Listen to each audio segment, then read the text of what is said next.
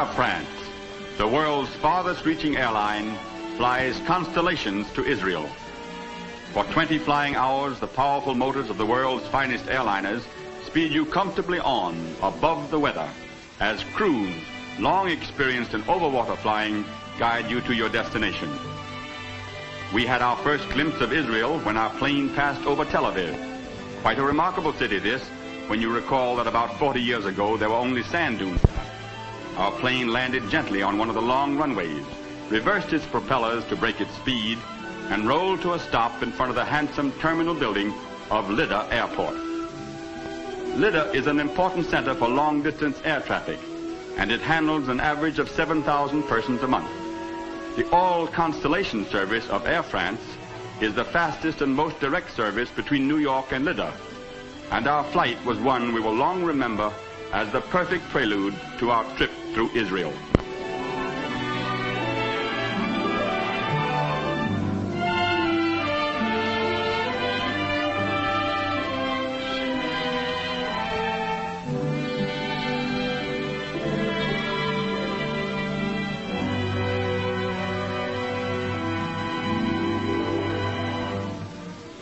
Half an hour after we left the airport, we were in downtown Tel Aviv.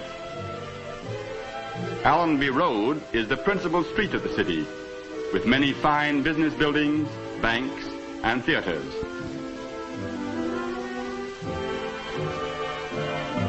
Shop windows tempted us. Israel's ceramics were particularly attractive.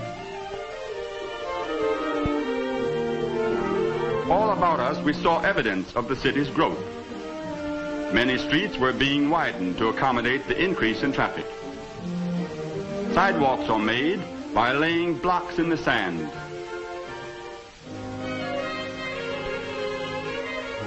Electric wires are placed underground. The old Arab slums of neighboring Jaffa, condemned for health reasons, are being torn down to make way for new business and shopping quarters. Hundreds of apartments are being constructed to house the new immigrants, the immigrants themselves doing much of the work. This stilt-type architecture, Israel's own specialty, was devised to give ventilation and to provide apartment dwellers with space for gardens. Tel Aviv has many small cooperative dwelling units also. Each has a tiny flower garden before it. Office buildings are the largest buildings of Tel Aviv. Movie houses and theaters are modern and attractive. The Habima is known as Israel's national theater. Israel is proud of her Philharmonic Orchestra, whose members once performed with the greatest orchestras of Europe. Tel Aviv is growing into a beautiful city. Rothschild Boulevard is but one of the many avenues that are planted with trees and gardens.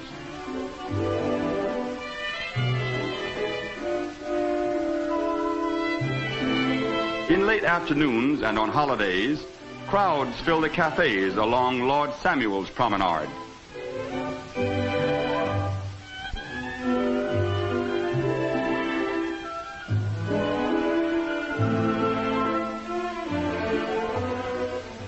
Before the cafes, the modern Israelis promenade up and down along the beach and the blue Mediterranean. Riding the waves on the Hasiki is a popular sport at the beach. Under the watchful eyes of competent lifeguards, bathers are safe, even in a heavy surf. Tel Aviv has a fine beach, and it is only just across the street from most of the hotels of the city. It's a beach you will enjoy on your Air France flight to Israel. The Weizmann's Institute at Rehovot, the world-famous institute founded by the first president of Israel.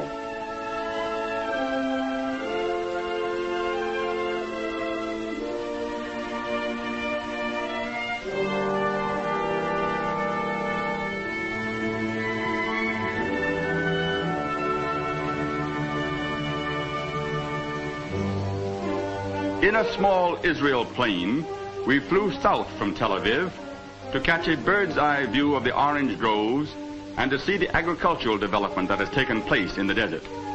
As we look down, we can see the cultivated land edged by the sand and realize what irrigation is doing to turn the wilderness into fertile fields and to make possible the building of attractive communities.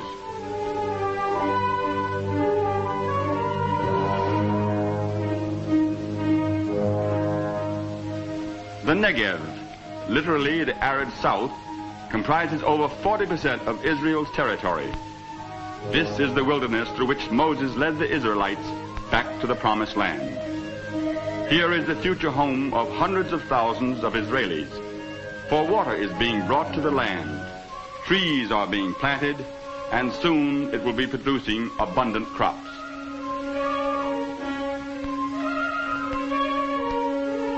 Since Israel became a state, 500,000 immigrants have come to the country, and the Jewish population has doubled.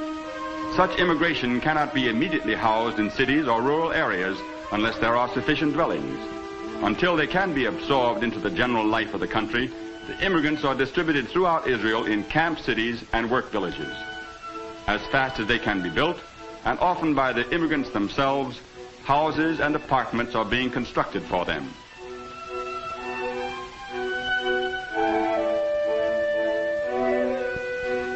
The development of Israel depends largely upon irrigation and power. The Jordan Valley Authority is the master plan for the country's agricultural and industrial reconstruction. We were conscious of the progress being made in irrigation when we saw the number of pipelines being laid in various areas of the country. These huge pipes will someday carry water to every needy area of the land. To build a new nation requires hard work, and everyone works in Israel. Much of it is hand labor, but one also sees ever-increasing use of mechanical equipment. America's help is doing much to speed the development of Israel.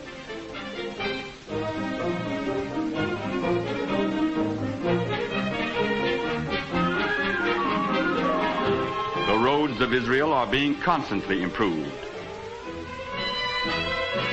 Railways are being extended. Power stations are sending out electricity to industries everywhere.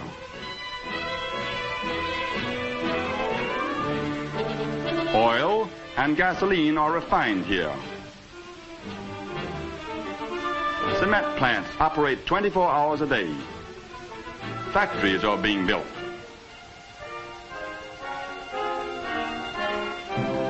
Diamond cutters from Holland and Belgium, with their great skill at one of the world's most exacting occupations, are producing Israel's second major export.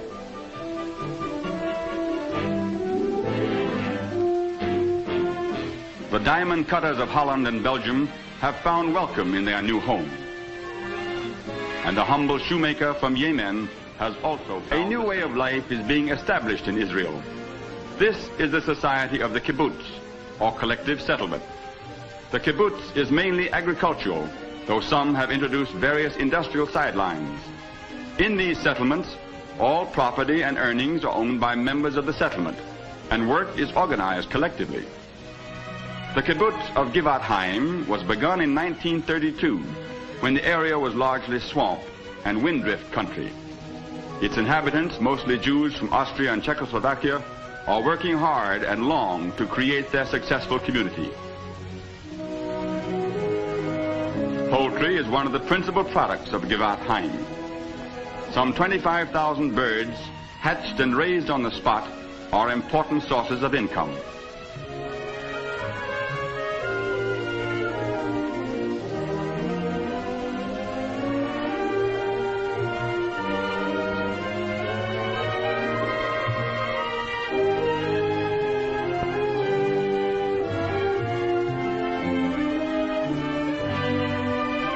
Married couple occupies a room in a dwelling on the farm.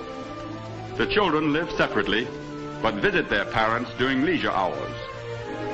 The young generation is the true wealth of the new Israel.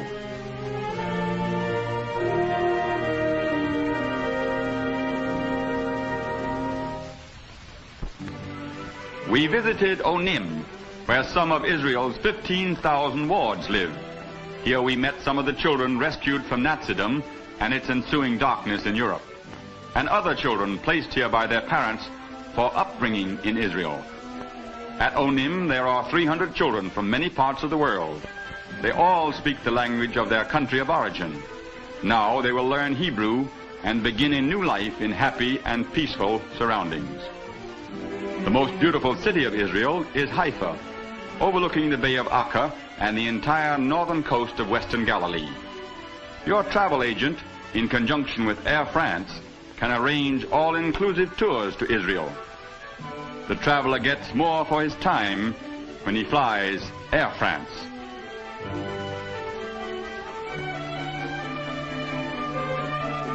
Haifa, a city of nearly 150,000 people, is the major port of the country, and most of the nation's heavy industry is concentrated in the Haifa area. The city has been carefully planned. On its broad thoroughfares, traffic is no problem.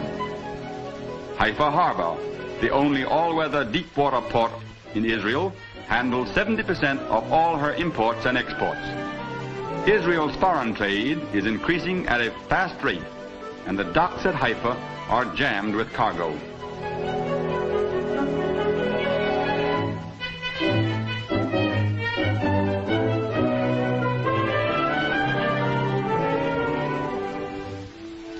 Haifa is the main port of entry for immigrants to Israel.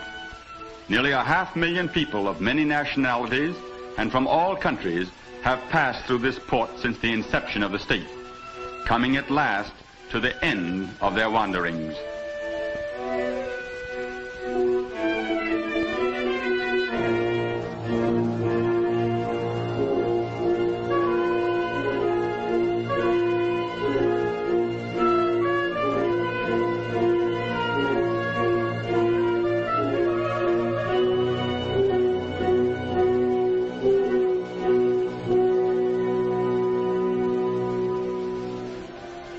Haifa is laid out on the slopes of Mount Carmel.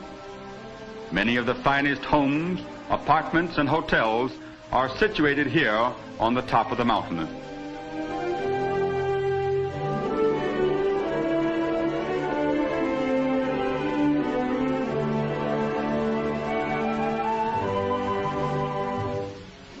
We visited one of Haifa's schools and watched their celebration of the first harvest.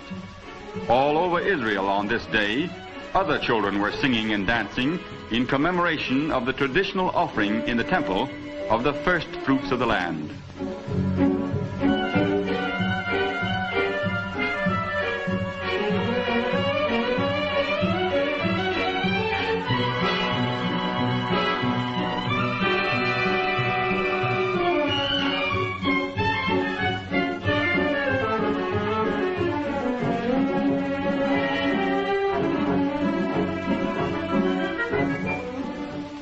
About 10 miles to the north of Haifa is Akka, for many centuries the gateway to Palestine. All conquerors and invaders have left their mark on Akka, and the old walled town bears strange relics of the past. Marco Polo first touched the shores of Palestine here. The Crusaders converted Akka into the headquarters of the Knights of St. John. Napoleon attacked, but was unable to conquer the town. Phoenicians, Romans, Turks have all had a hand in its destiny. Not all Israel's citizens are Jews, for throughout the country there are communities of Muslims and Christians. No Jews lived in Akka previous to the Israel-Arab War, but today it has a mixed population. The great mosque is an important center of the Muslim religion in Israel.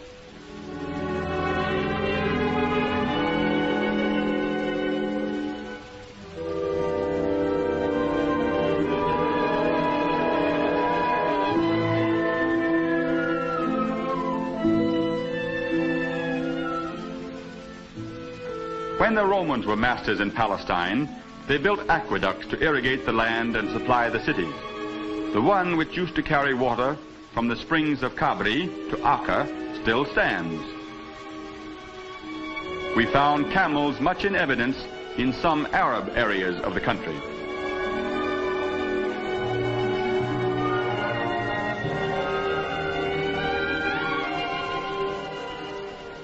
One of the most popular holiday resorts of Israel is Nahariya on the coast of western Galilee. It was founded in 1934 by middle-class immigrants from Germany, and today its beautiful beach is a favorite spot for vacationists.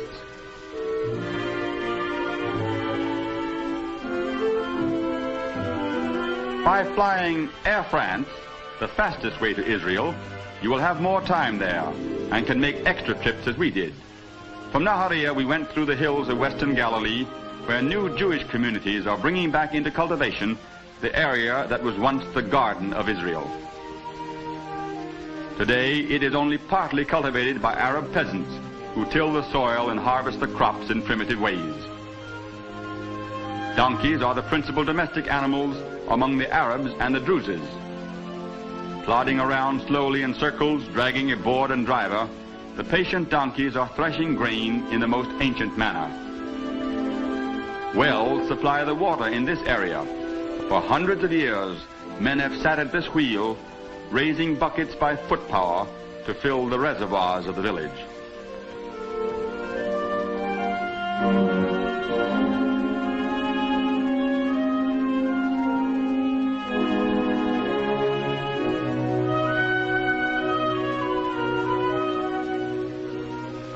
The highest village in Israel is Beit Jan, a Druze village in the mountains above the ancient Jewish town of Safed.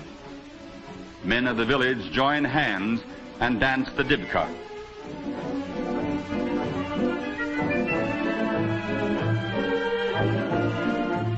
The Druzes are a people of Semitic origin, claiming relationship with the people of Israel through the Kenites, the tribe from which Moses chose his wife, Zipporah. Outwardly, they appear to have the customs and habits of the Arabs, but they are not Arabs. During the war, the Druzes of Israel sided with the people of Israel against the Arab legions and defended the land and their communities with great bravery.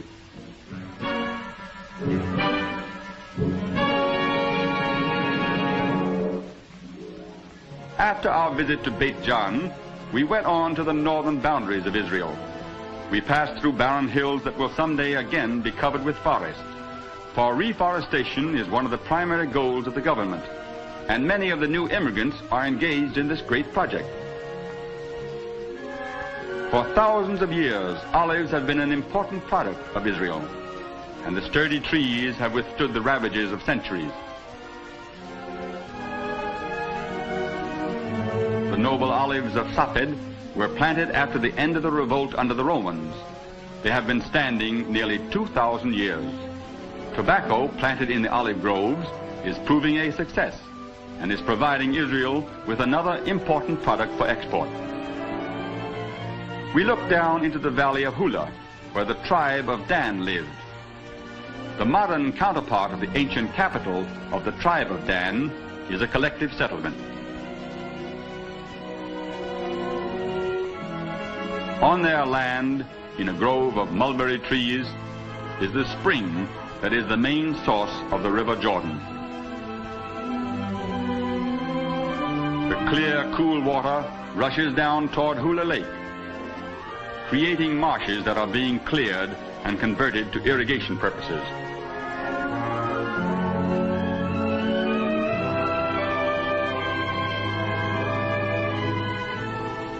Other springs of crystal clear water flow into tributaries of the Jordan, and along their banks wild oleanders color the landscape with their pastel blossoms. In 1934, Jewish colonists acquired the first 15,000 acres of malaria-infested swamps and began draining and clearing the land. Today, most of the valley is a rich agricultural area producing many food products.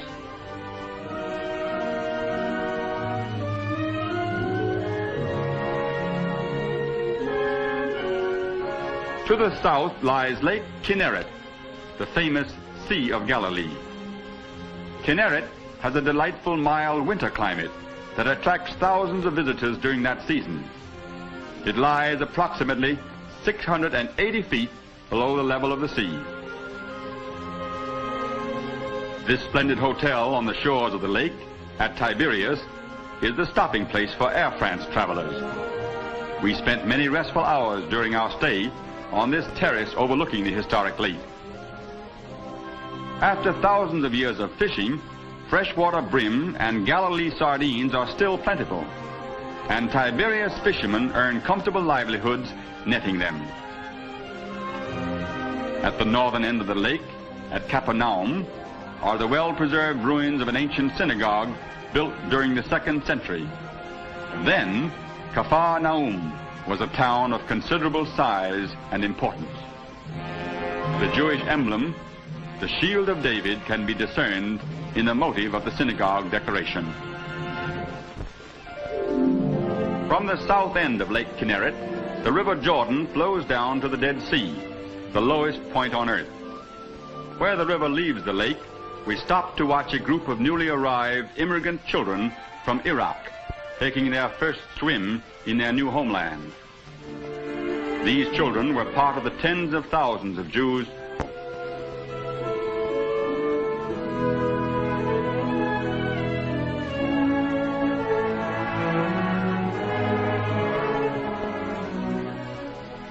Two of the young immigrants were more interested in the Syrian tank that was destroyed single-handed by a beekeeper of Degania. Nearby stands a memorial commemorating the defeat of the Syrian Yarmouk army. Scars of the battle are still visible on the former police barracks. As we look over the Jordan Valley stretching to the south of Lake Kinneret, we see three of the most highly developed kibbutzim of Israel: Kinneret, Afikim, and Ashdod Yaakov. The latter has a population of over 1,200 people. Its economy is based mainly on intensive irrigated agriculture. Bananas grow well here, for the valley is 700 feet below sea level, its depth providing warmth and shelter at all times of the year. Luscious grapes ripen in early summer.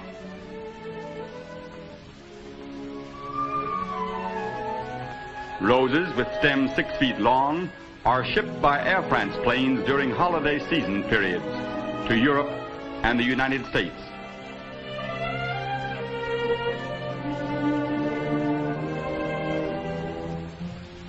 Afikim has the largest plywood factory in Israel and is turning the giant logs imported from the tropics into many needed building products.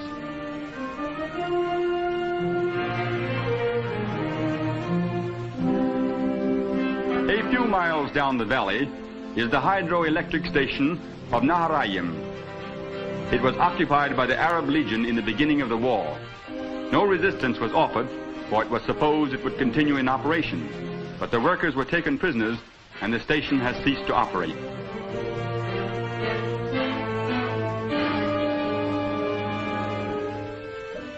On the road between Tiberias and Nazareth, we stopped at the town of Kapakana, said to be the location of the New Testament town of Cana of Galilee. 3 churches commemorate the wedding that was held at Cana in Galilee.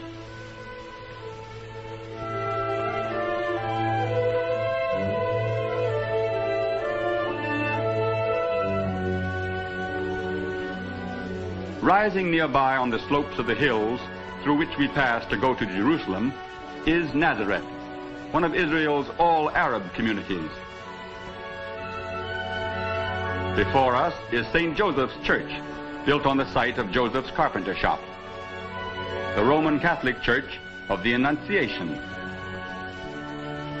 For 2,000 years, Mary's well has supplied drinking water for Nazareth. Continuing on our way to Jerusalem, we cross the valley of Jezreel, biblical Esraeldon. Here were begun the earliest Jewish settlements of modern Israel, and the region that was once a swamp is now the richest sheep and cattle raising country.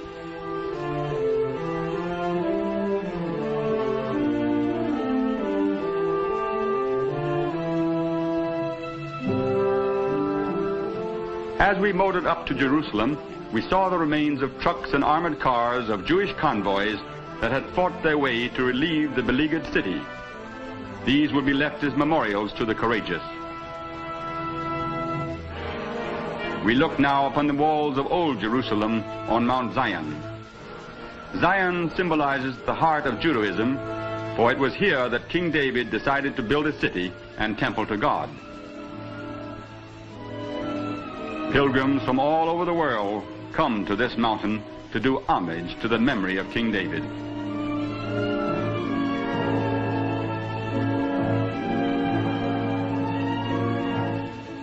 From the Domitian Tower atop the mountain, we look upon the site of the walls bounding the area of King Solomon's temple.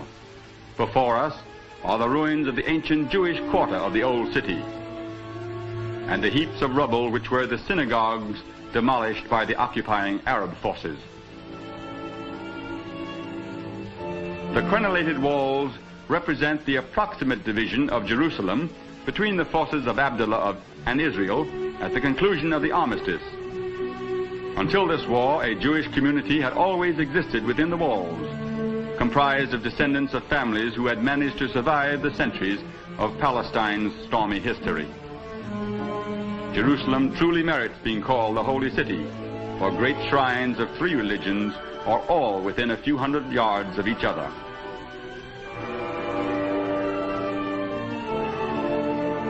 This dome covers the Church of the Holy Sepulchre.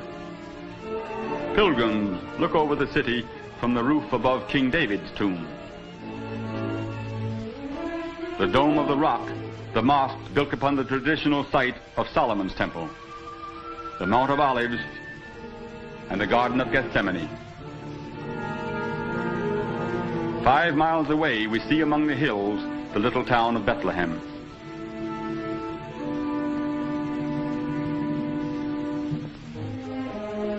Jerusalem outside the walls sprang from the Jewish nostalgia for the eternal city.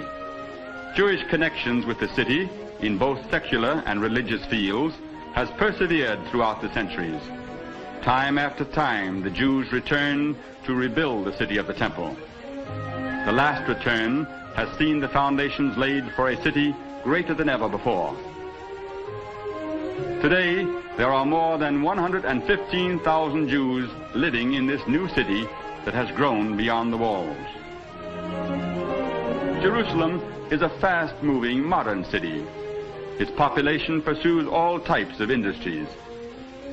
It is the seat of the capital of Israel, as well as the headquarters of the Zionist organization.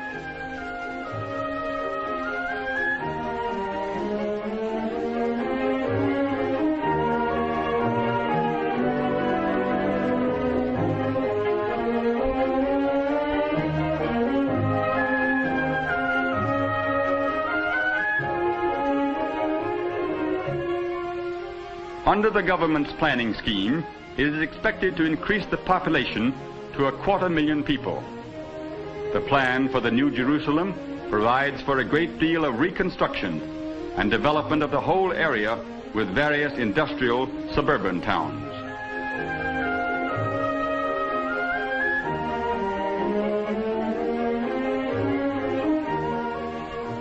The hills around Jerusalem, until recently, were barren and rocky.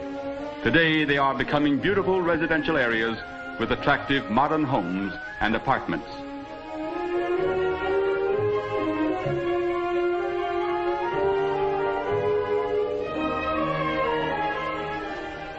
When you travel by Air France, you will have extra days for sightseeing in Jerusalem. Your home during your stay will be the superb King David Hotel.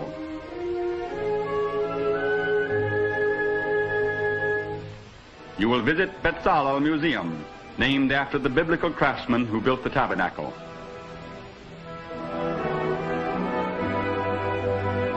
The candelabrum which tops the building is a replica of the original which stood in the first temple. Our eyes turn now to the noble Yeshurun synagogue at the close of the Sabbath service.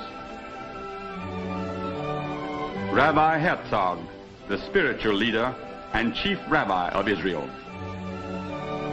Theodor Herzl, the man who conceived the vision of the state, is buried on this hill overlooking Jerusalem.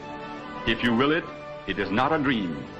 And the vision that was not a dream but the will of a determined people has become a reality, the state of Israel.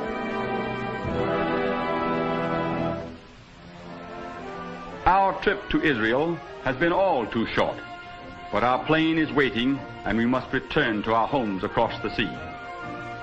Air France, in presenting to you this brief picture story, hopes that it has brought to you a preview of a trip to the new nation. Pictures at best can give you only an idea of what is in store for you when you make the flight yourself. Your travel agent can arrange every detail of your journey.